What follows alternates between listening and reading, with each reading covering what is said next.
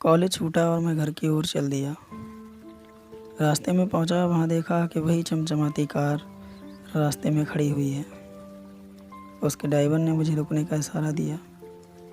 मैंने साइकिल रोकी और उसने कहा, भाई गाड़ी ख़राब हो गई है, मेम साहब को ज़रा चौराहे तक छोड़ दोगे?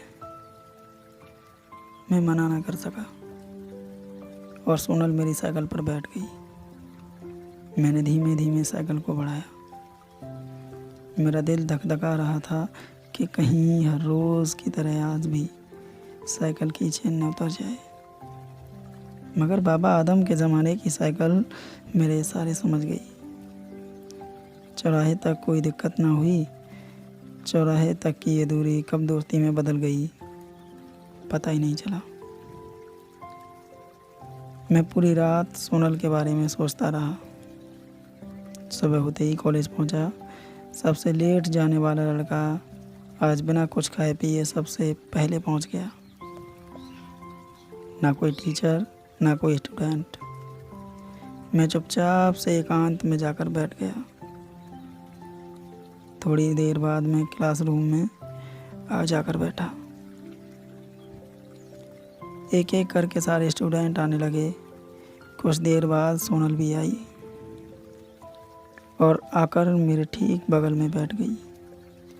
मैं एकदम से हैरान हो गया, आखिर इसे हुआ क्या है? यह लड़कियों की सीट छोड़कर मेरे पास क्यों बैठी है?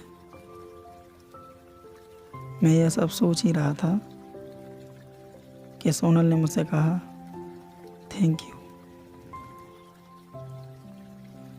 मैंने कहा, वेलकम। ब्रेक टाइम में सभी लोग अपने अपने फ्रेंडों के साथ बैठे हुए थे। मैं चुपचाप सा सबसे अलग। सोनल और सोनल की कुछ सहेलियां कुछ बात कर रही थी। तभी कॉलेज का एक रईस बाप का बेटा सोनल के पास जाता है और उसे एक लाल से डिब्बे में कुछ गिफ्ट करता है। उसमें कुछ बड़ी सी चॉकलेट और एक महंगी सी वॉच थी। सोनल की सारी फ्रेंड उस वॉच को ऐसे देख रही थी मानो जैसे चंद्रमा। सोनल का चेहरा खुशी से झूम उठा। वह बहुत खुश थी। वह लड़का कोई और नहीं बल्कि हमारा ही क्लासमेट शिव था। शिव सोनल की खूबसूरती पर मर मिटा था। वह सोनल को हासिल करना चाहता था किसी भी कीमत पर। मगर भोली भाली सोनल इस बात से अनजान थी। सोनल की गाड़ी अभी संभल नहीं पाई थी तो शिव ने इस बात का फ़ायदा उठाया और सोनल को अपनी महंगी बाइक पर जाने को कहा। सोनल उसकी बाइक पर बैठ गई। इसी बहाने सोनल के करीब जाने के नए नए रास्ते ढूंढने लगा। मैंने भी अपनी साइकिल उठाई और चल दिया। चलते चलते मैं एक दुकान पर रुका तो रास्ते में पापा मिल गए। पापा के पैर में कुछ चोट सी लगी हुई थी। मैंने कहा, पापा आप ठीक तो हैं? उन्होंने कहा, ठीक हूँ। यह चोट कैसे लगी? मैंने पूछा।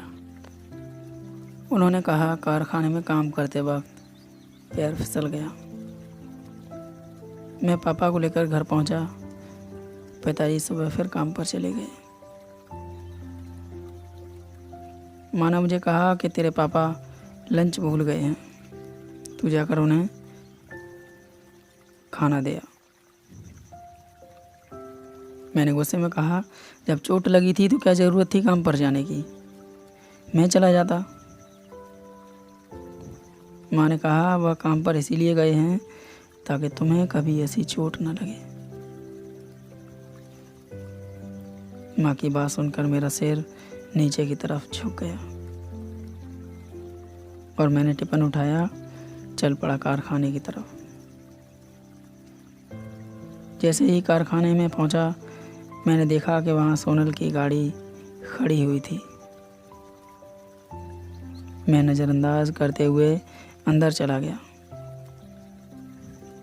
जैसे ही कैबिन में पहुंचा तो देखा कि सोनल एक कुर्सी पर बैठी मज़दूरों को पैसा बांट रही है। उसमें से मेरे पापा भी एक थे। पापा को आवाज़ लगाई और टिफ़िन उनके हाथ में देकर उन्हें खाना खाने को कहा और मैं काम संभालने लगा। मैंने पापा को घर जाने को कहा। पापा आप जाओ, मैं काम कर लूँगा, आपको आराम की ज़रूरत है। मेरी जिद ही कुछ ऐसी थी कि पापा को घर जाना ही पड़ा। कारखाने की आग की लपटें और गर्मी ने मेरी हालत ख़राब कर दी। मेरे सारे कपड़े पसीने में भीग चुके थे। कैबिन में बैठी सोनल शायद यह सब कुछ देख रही थी। उसने पानी की एक बोतल ली और मेरे पास आकर कहा, ये लो, पानी पी लो। मैंने मुड़कर देखा तो विश्वास न कर सका। प्यास बहुत लगी थी। मैंने बोतल ली और पानी पीने लगा। कारखाने के सभी लोग मुझे ऐसे देख रहे थे जैसे मैंने उनका कुछ ले लिया हो। काम छूटा और मैं पैदल घर की तरफ चल पड़ा। अगले दिन फिर वही कॉलेज जाना था।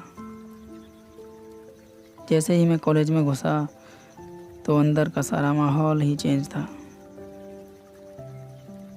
सारे के सारे पेड़ पौधे, कॉलेज का कोना कोना सजा हुआ था।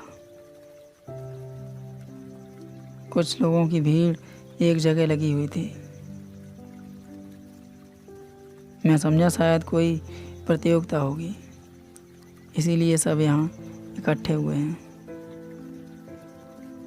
पास जाकर पता चला कि सोनल का बर्थडे था, जो आज सजी धजी खड़ी थी।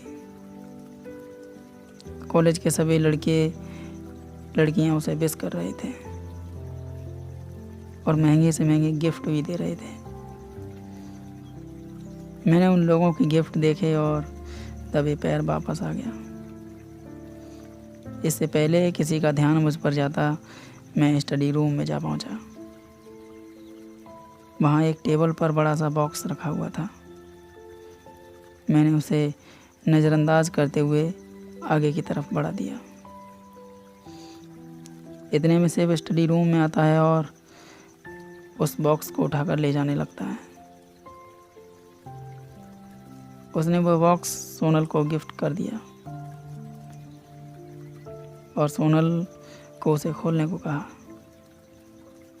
सोनल बॉक्स खोलती है। उसमें एक इलेक्ट्रिक दिल होता है जिसमें रंगीन रंगीन सितारे ऊपर की तरफ उठ रहे थे, मानो जैसे किसी जन्नत में चमकते हुए सितारे हों। और शिव अपने हाथ में गुलाब लेते हुए सोनल को प्रपोज करता है। I love you Sonal. Sonal इतना सुनते ही चुपचाप सी रह जाती है। वह इधर उधर देखने लगती है। वह इस तरीके से देख रही थी जैसे कुछ इम्पोर्टेंट खो गया हो। और शिव की तरफ देखते हुए कहती है, शिव तुम मेरे एक अच्छे दोस्त हो और मैं चाहती हूँ तुम एक दोस्त ही रहो।